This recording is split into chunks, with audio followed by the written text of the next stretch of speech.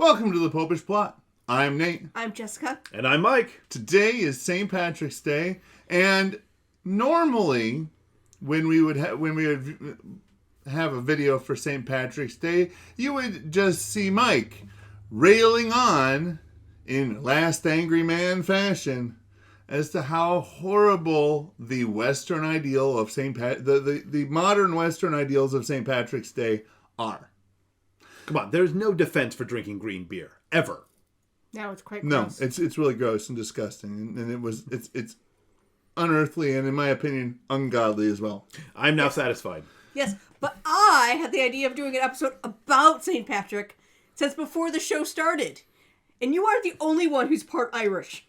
At least, I assume so, pending results of DNA testing. So, anyway, I have relatives who are redheads. It must be somewhere in there.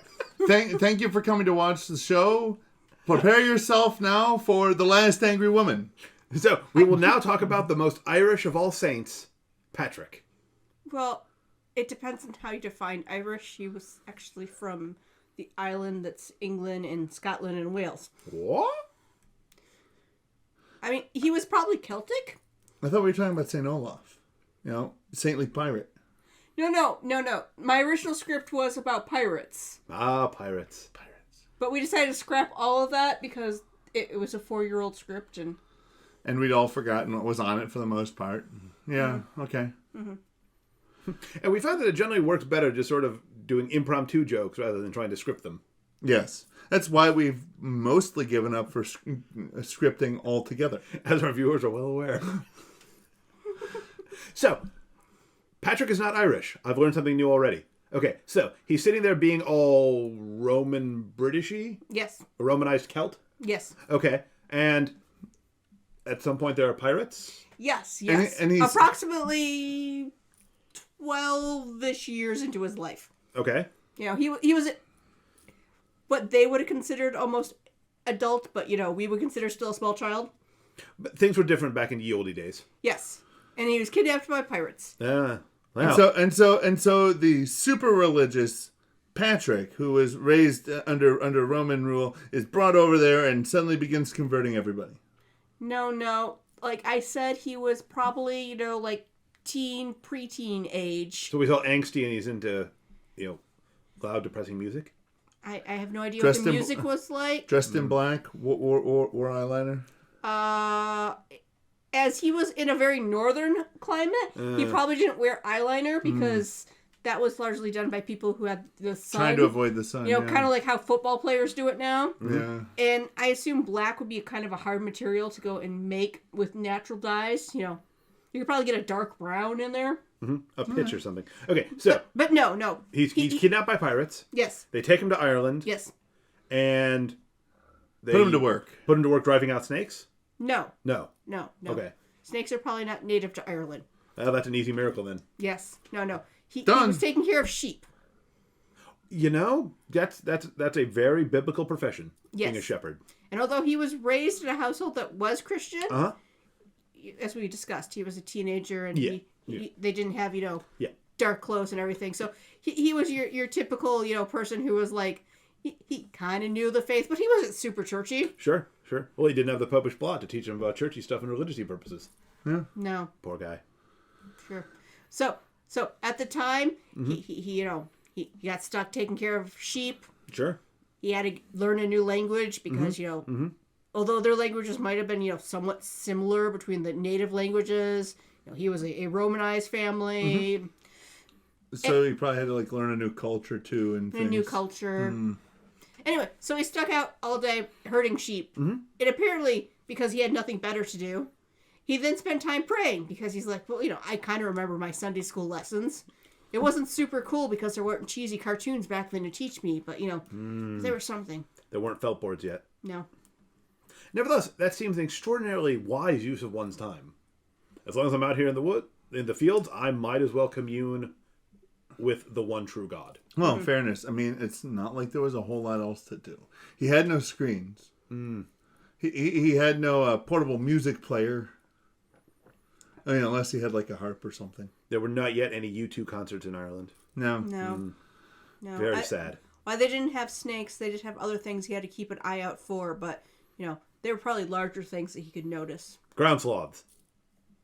Probably not. Wolfhounds.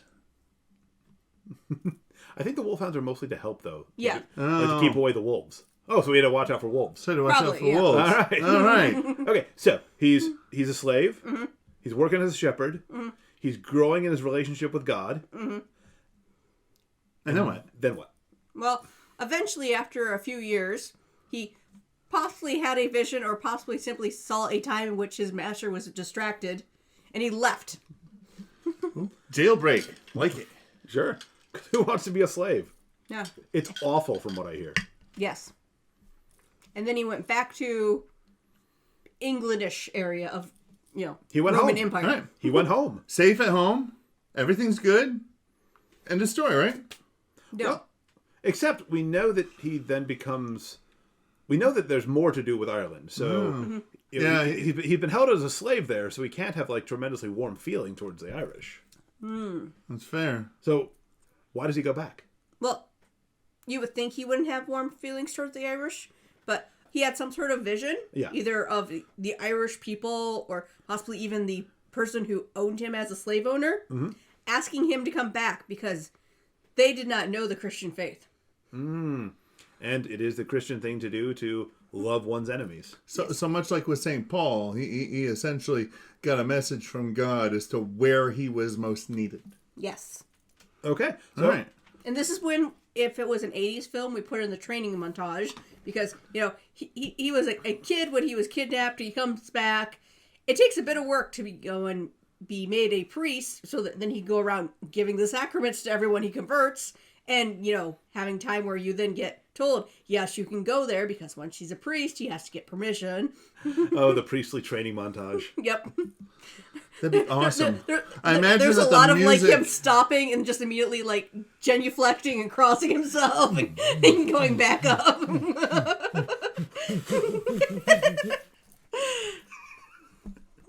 Eye of the Tiger plays in the background. No. It would be something chanty. Oh, So perhaps Like the a eye of metal the chant. tiger. Like they'd have chanting from monks, and then they'd have like a 80s rock ballad music behind You just take the words of Eye of the Tiger and you chant them. Yeah. So there'd probably be scenes of him taking the host and holding it up, putting it down, holding it up, Elevate. Elevate. elevate. Okay, it's a training montage. And he puts, of course, on his green vestments, because obviously he wore green vestments. Possibly, and that green is ordinary time, and I don't know if that was it back then. But Ireland, but Ireland, he's got to be wearing green for Ireland, right? No, Historically, he was shown in icons and stuff as wearing blue vestments because he was made a bishop, and that was the color of the vestments back then for that. And so it's anachronistic to put him in green vestments, even though that's what he would wear as a bishop today. Plus the association with the Irish and green. So how did we get green then? Well, the island is very green and lush and stuff. Seriously, I was there in the winter, and it was incredibly green. Okay. Disturbingly so. I mean, especially because he, as we discussed, was British, so he was used to Britain, which, as far as I can tell from every movie Also everywhere, pretty green. it wasn't And always gray. raining. I assumed it always rained in England. They occasionally have the sun, but it's so infrequent that they're terrified of it. What is that? That's the sun. Make it Why does it burn me? Tell it we hate it. Okay, so he does the training montage. Yep. He goes back to Ireland. He doesn't drive out the snakes, No. but he does apparently convert the Irish. Yes. A very large percent of the Irish, and in rather quick time, because he had lived there for years, so he knew their culture, he knew their language, he knew at least, some of their religious stuff, so therefore he could take anything that was good and holy and right about what they believed and be like, you got this right, but... And now let me tell you about the whole truth. Almost as if that's the proper method of evangelization that we should all pursue. Not just to reject anything in a non-Christian culture, but to recognize that God is the source of all truth and all goodness, so whatever is good and true in their culture comes from God, and then just introduce them to the fullness of the truth. Okay, Wait. that's good. I was concerned you were going, herd sheep for a few years. Wait. So you mean all those times when I try to have evangelical discussion with somebody and I say, no, you've got it all wrong. Listen, I'm not doing it the right way? I deeply, deeply love telling people that they're wrong, but it's not the most effective evangelical strategy. It would explain why they always walk away. Perhaps we can have another episode of Bad Evangelization in which we yell at people, you're wrong. Standing on street corners with sandwich boards, telling people Bill, they're going to hell. I mean, And unless you're a tour guide, because again, we totally need to go and have a visit to hell. Indeed. We'll do a pilgrimage.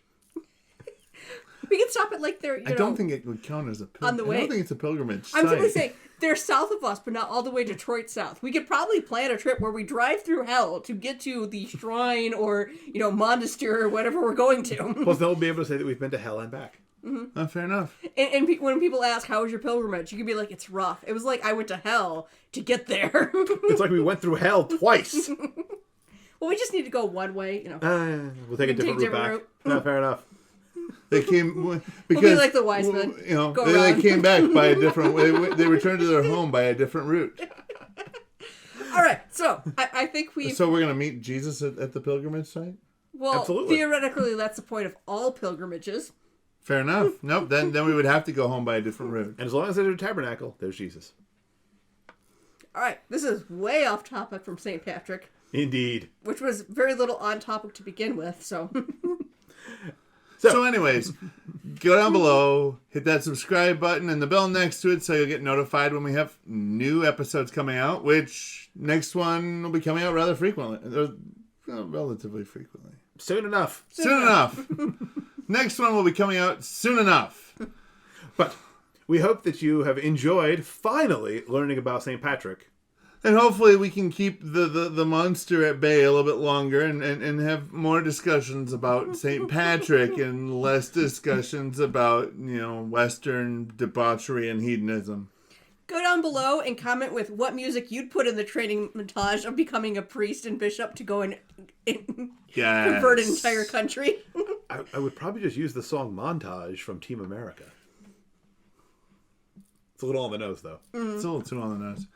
I still think something chanty would be best for And I still think it needs drums. first millennia. So, subscribe, bell, Hit the like button because you like our episodes.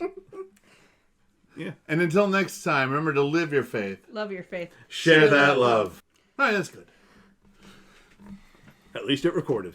Yes. Pretty sure. Pretty sure. Let's not count those chickens.